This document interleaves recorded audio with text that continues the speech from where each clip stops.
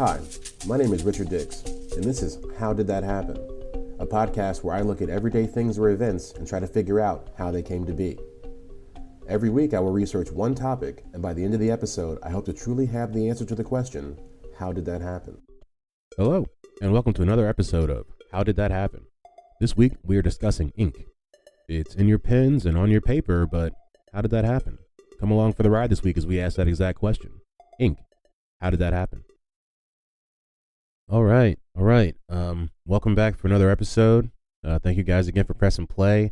It's been a turbulent couple of weeks. If anybody has been following, not that I've been posting anything, and that's maybe what you may have been following. I just kind of took a couple weeks off, and I couldn't really get too much done, get too much posted. And the truth is, I actually was ready to come back last week, and then my Wi-Fi went out, and I could not, for the life of me, get the episode that I recorded, which may or may not be out now. Not even this one, but the one before this one, the Dreams.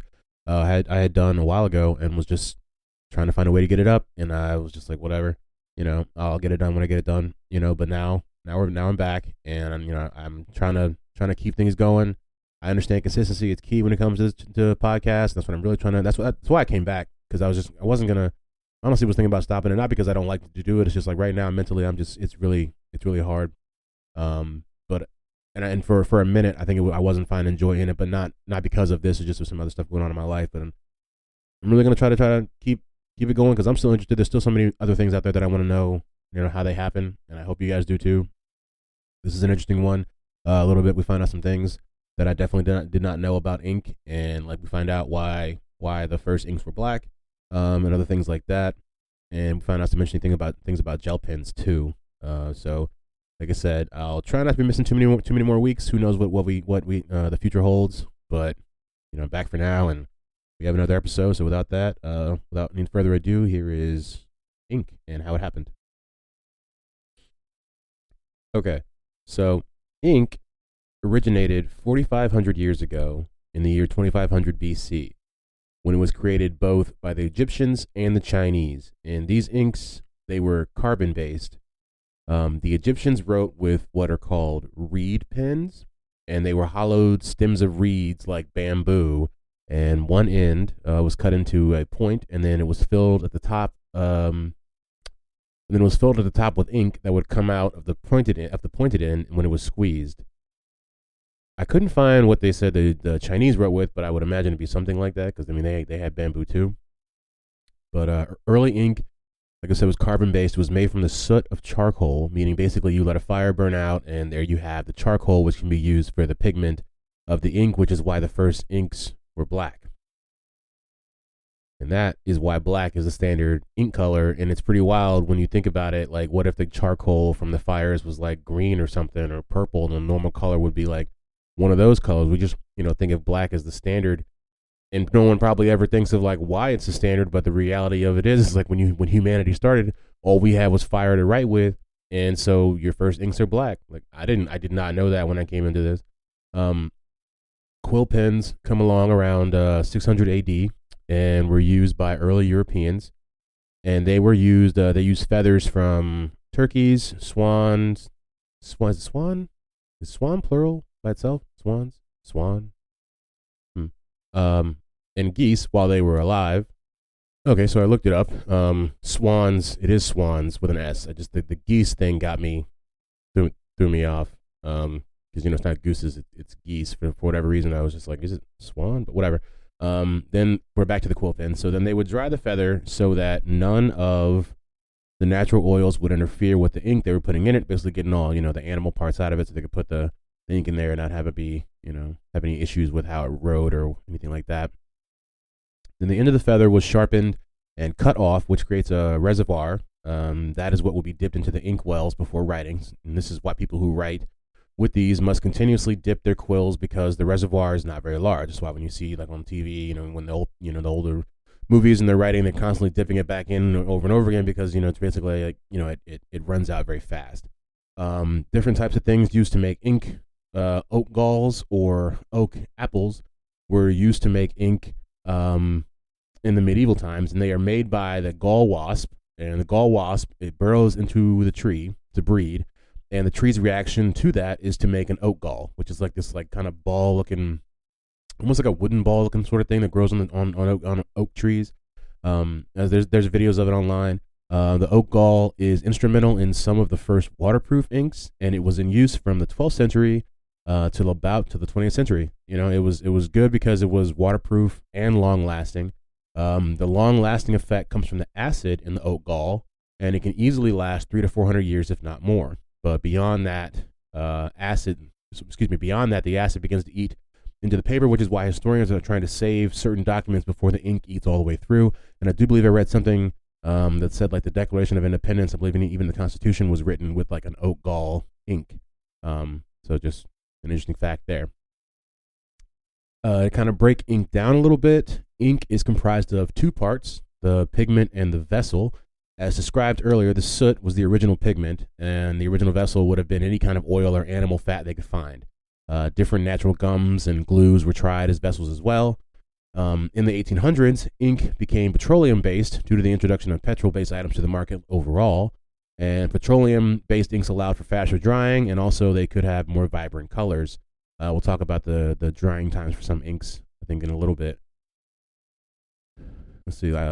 Quill pens fell out of favor right around that same time in the early to mid 1800s because steel tubed pens came onto the market, and they functioned the same way as the quill, except it was longer lasting and cheaper. And so basically, it's just, it's without the feather. You don't have to always have a bird around to make a pen.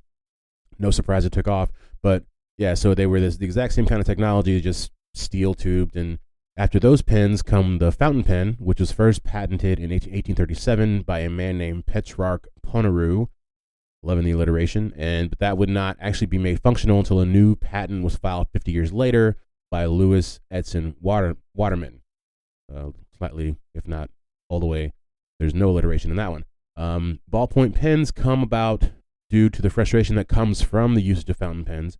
The ink used in the fountain pens would take too long to dry. Like I said, we talk about that later, and the pens needed to be refilled, which could be messy and tedious. So it's like, you're writing something, it's like you have to sit there and like wave the paper, or like, I can't fold this yet because I just used my fountain pen, and then, the fountain pen's empty. Now I gotta, put some more ink in this, and I will always just randomly, just be wearing white whenever that happens. I know that happens to me at my job. Whenever I have to refill the stamps with ink, it always seems to be on the day that I'm wearing a white shirt, and I only have like one white shirt. So it's like, this is like the chances.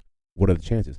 But the ballpoint pen was first created in 1888 by a man named John Loud, but he could not perfect the writing aspect of it, among other things, so it didn't really take off at that time. It would be about another 50 years until the ballpoint pen came into regular usage, and it was around World War II, like I said, 50 years later, that led to a spread in the usage because the British Air Force began to use them since they were better at high altitudes than fountain pens.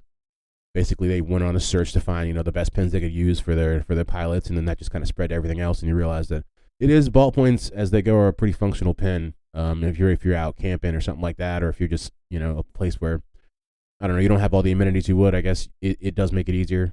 Some famous ballpoint pen makers include Bic, Uniball, or Pilot. And these guys also make other types of pens these days now too. And there are other types of inks that we'll talk about, like the gel pen. And gel pens don't have as rich of a history as the standard ink pens that we've been talking about, but the first gel pens were created and sold in Japan and didn't come to America until the 80s. The ink used in gel pens has a higher melting point viscosity, which is why there is a larger spectrum of colors that can be produced with those inks. But ballpoint pens, by contrast, have a low melting point viscosity, and that was actually something that people lauded because it was, one of the reasons, like what we were saying, it's easier to use them is, I guess, because of that viscosity. The ink, it's different inks for different kinks, I guess. Like I say, different strokes for different folks, different inks for different kinks. And that's pretty much it about ink. And that is how ink happened. And now it's time for the roundup. And we're going to round it up. Ink was created in 2500 BC by both the Egyptians and the Chinese. The first inks were carbon-based, making the black the first ink color. Quill pens started being used in 600 AD. They were used through medieval times and eventually replaced by steel tube pens.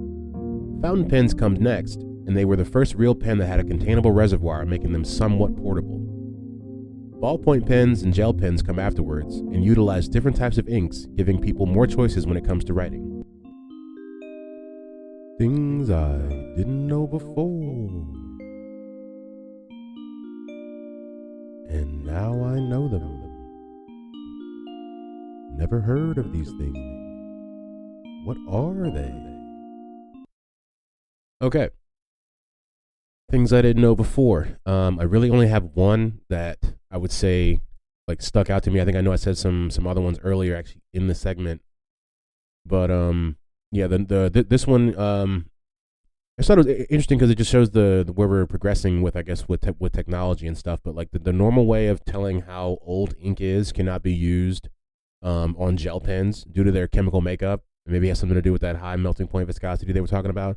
Like the way we can tell what types of ink and how old some documents are from like hundreds of years ago, they can't do it with that type of pen, with that type of ink. And if the framers, so basically if the framers of the Constitution used gel pens, we would have no idea what kind of ink they use. We probably think they were aliens or something like that. And when I read that, I was just like, that's interesting, because you never think about the fact that, I don't know, it's like we're doing something completely different.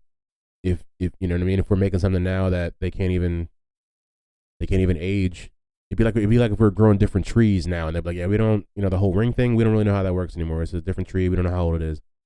We're making ink that we can't even date. We can't even can't even figure out how. I just don't know. I thought that was pretty interesting.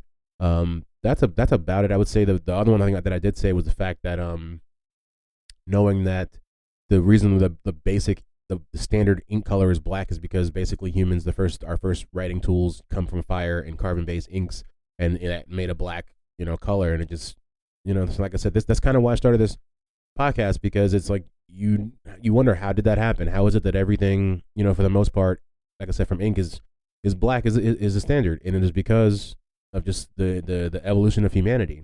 And you would think that's I don't know, you wouldn't think it's that deep, and it's also like that simple at the same time. I don't know, but that's pretty much it for the things I didn't know before.